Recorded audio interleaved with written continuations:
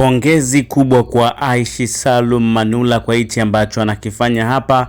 Ni ameamua kubeba red card kwa ajili ya timu, kwa sababu alikuwa ndio mchezaji pekee ambaye alikuwa amebaki na alikuwa anakwenda kupitwa. Sasa akaona afanye hichi ambacho ameweza kukifanya hapa, akaweza kucheza faulo kwa ajili ya timu na anakuja kupata red card. Hii sasa inakuja kunikumbusha ile issue ya Suarez walivyokuwa wakicheza na timu gani hii kwenye kombe la dunia, wakina Suarez wale.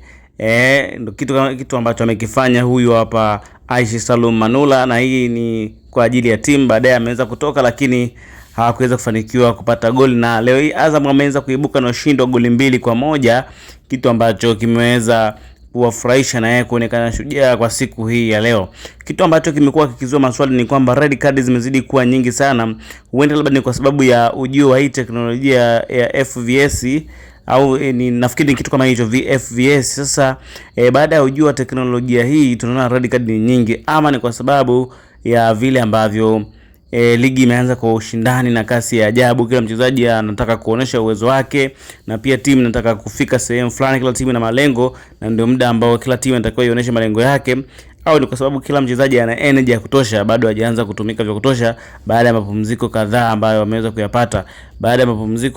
kuyapata, kwa hichi kipindi cha karibuni, na ndio maana wameweza kurejea kwa staili hii.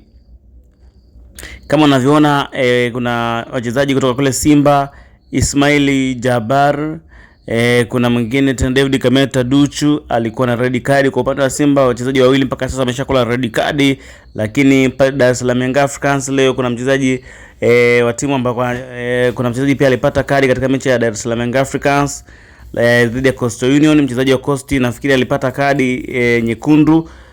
Na nafikiri kadi nyekundu zinazidi kuwa nyingi sana. Sijajua shida ni namna ambavyo wachezaji wamekuwa na mapokeo ya ligi sinavyoanza, kwa maana kwamba ule utayari hawataki kupoteza game, wanakamia, ama ni hii teknolojia ambayo inatumika kwa sasa imeweza kufanya kwamba matukio ambayo yalikuwa yaonekane hapo awali yanazidi kuonekana. Wewe ni nini maoni yako kuhusiana na mechi hii ya leo? Mimi ni Steven Kamil na hii ni Spruce Online TV.